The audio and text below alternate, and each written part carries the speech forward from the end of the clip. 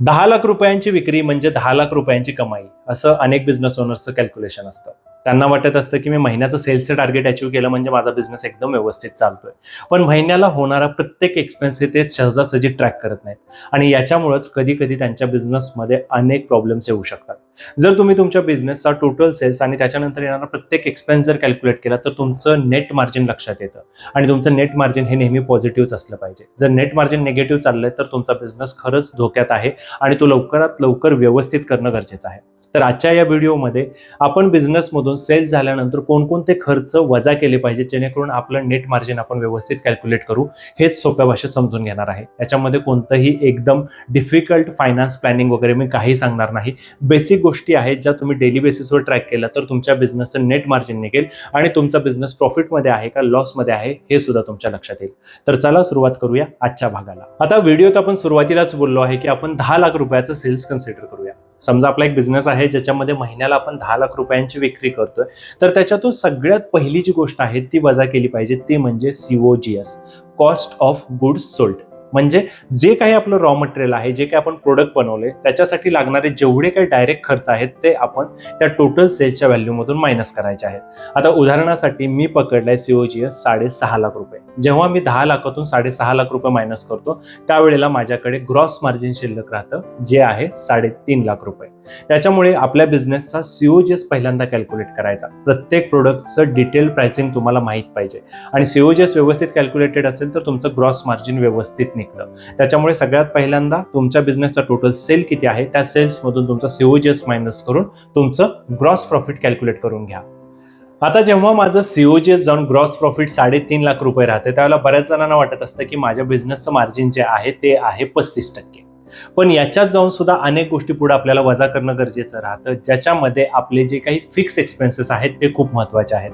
आणि हे fix expenses कोणकोणते असू शकतात ज्याच्यामध्ये रेंट आहे, सॅलरीज आहे, electricity, water bill, transport cost, छोटे छोटे मेंटेनन्स किंवा रिपेअर कॉस्ट ज्या काही आपल्या स्टोअरमध्ये येत असतील. त्याच्या व्यतिरिक्त इमर्जन्सी जर आपण प्रत्येक महिन्याला काही खर्च करत असू, स्नॅकिंग असेल, चहा पाणी असेल, छोट्या छोट्या गोष्टी, हे सगळे फिक्स एक्सपेन्सेस महिन्याचे जर आपण कॅल्क्युलेट केले आणि हे जर आपण आपल्या बिझनेसमधून मायनस केले तर आपल्याला त्याच्यानंतर नेट मार्जिनकडे पुढे जाता येतं. आता हे जे फिक्स एक्सपेन्सेस आहेत मी 2,30,000 रुपये कन्सिडर केले उदाहरणासाठी तर 3.5 लाख मधून माझे 2,30,000 मायनस केल्यानंतर माझ्याकडे शिल्लक राहतात 1,20,000 रुपये. आता माझ्या बिझनेसचं मार्जिन 35% श्रिंक होऊन 12% आलं.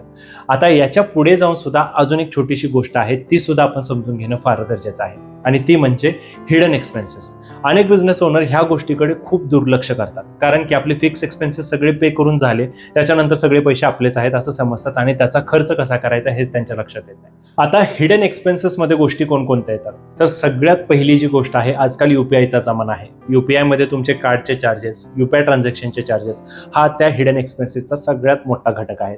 त्याच्यानंतर रिटर्न मटेरियल काही आलं का, डॅमेज काही झालं का, पॅकेजिंगसाठी गेलेला खर्च, कुरिअरसाठी गेलेला खर्च, त्याच्याच बरोबर आपल्याकडे जो काही स्टॉक आहे त्या स्टॉकमध्ये काही डॅमेज आहे का, एक्सपायर काही झाले का, ह्या सगळ्या गोष्टी छोट्या छोट्या असतात पण यांचं छोट्या गोष्टींचंच एक मोठं तळं बनलेलं असतं. आता उदाहरणासाठी मी या व्हिडिओमध्ये कन्सिडर केलेला आहे माझा जो काही हिडन एक्सपेन्स आहे तो महिन्याचा जवळपास 30,000 रुपये. आता 1,20,000 मधून माझे 30,000 रुपये गेले. आता माझ्या हातात शिल्लक राहिले फक्त 90,000 रुपये. भलेही मी सेल 10 लाखाचा केलाय पण ऍक्च्युअल माझ्या हातात किती शिल्लक राहत आहेत महिन्याला फक्त 90,000 रुपये. आणि हेच आहे आपलं नेट मार्जिन. नेट मार्जिनचं टोटल कॅल्क्युलेशन जर मी केलं 90,000 भागिले 10 लाख रुपये तर माझ्याकडे राहिलं 9% हे माझं नेट मार्जिन. आता ह्या नेट मार्जिनमधून सुद्धा पुढे जाऊन मला टॅक्स वगैरे पे करायचं असतं. त्याच्यामुळे आपण बिझनेस करत असताना ह्या प्रत्येक छोट्या छोट्या गोष्टीचं कॅल्क्युलेशन करणं फार गरजेचं आहे. मी 10 लाखाचा सेल केला म्हणजे मी सगळं मिळवलं असं बिलकुल नाही. बिझनेसमधले हे बेसिक फायनान्सेस प्रत्येक बिझनेस ओनरनं शिकणं गरजेचं आहे आणि त्याच्यानुसार डेली बेसिस, मंथली बेसिसवरती आपलं प्रॉपर ट्रॅकिंग करून नेट मार्जिन व्यवस्थित कॅल्क्युलेट करून आपला प्रॉफिट किती राहतोय महिन्याचा हे कॅल्क्युलेट करणं फार गरजेचं आहे. त्याच्यामुळे तुमच्या बिझनेसमध्ये ह्या छोट्या छोट्या गोष्टी इम्प्लिमेंट करा. आजच तुमचा COGS, fix expenses, hidden expenses यासारख्या गोष्टी समजून घ्या. तुमचं ग्रॉस मार्जिन, नेट मार्जिन तुम्हाला तोंडपाठ असलं पाहिजे. प्रत्येक महिन्यामध्ये आपण कुठे थांबलोय, आपल्याला नेट मार्जिन किती चाललंय हे सुद्धा समजलं पाहिजे. जर तुम्ही हे कॅल्क्युलेशन्स केले तर तुमचा बिझनेस खरंच खूप चांगल्या पद्धतीने रन होईल. तुम्हाला या व्हिडिओमध्ये सांगितलेली माहिती कशी वाटली हे कमेंट बॉक्समध्ये नक्की सांगा. आणि अजून आपल्या चॅनलला सबस्क्राईब केलं नसेल तर बिझनेसच्या प्रॅक्टिकल थॉट्ससाठी आपल्या चॅनलला नक्की सबस्क्राईब करा. आणि अजून एक असाच प्रॅक्टिकल थॉट्सचा व्हिडिओ घेऊन येतोय. तोपर्यंत स्वतःची आणि स्वतःच्या बिझनेसची काळजी घ्या. धन्यवाद.